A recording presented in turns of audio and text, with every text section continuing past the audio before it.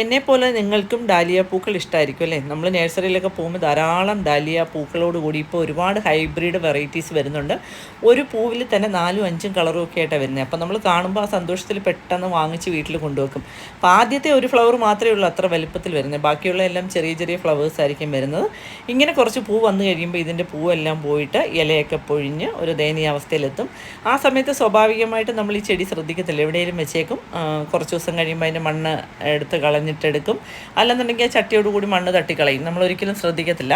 അപ്പം ഞാൻ മേടിച്ചുകൊണ്ട് വെച്ച ഡാലിയയുടെ ഇപ്പോഴത്തെ അവസ്ഥ ഇതാണ് കേട്ടോ. ഇതിന് 2 തണ്ടൊക്കെ കിളിച്ച് വരുന്നുണ്ട് ഇത്.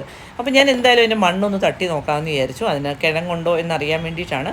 അപ്പം ഞാൻ ഈ തട്ടി നോക്കി എല്ലാ ചെടിക്കകത്തും കിഴങ്ങുണ്ട്. അപ്പം ഡാലിയ വാങ്ങിക്കുന്നവർ പ്രത്യേകം ശ്രദ്ധിക്കുക. അതിൻ്റെ ഇലയും കമ്പും ഉണങ്ങിപ്പോയാലും ഈ മണ്ണിനകത്ത് അതിൻ്റെ കിഴങ്ങുണ്ടാവും. അപ്പോൾ ആ കിഴങ്ങിനെ നമുക്ക് മറ്റൊരു ചട്ടിയിലേക്ക് മാറ്റി വെച്ചാൽ നല്ല പോലെ പഴയ പോലെ തന്നെ ഡാലിയ ഫ്ലവർ ചെയ്യും.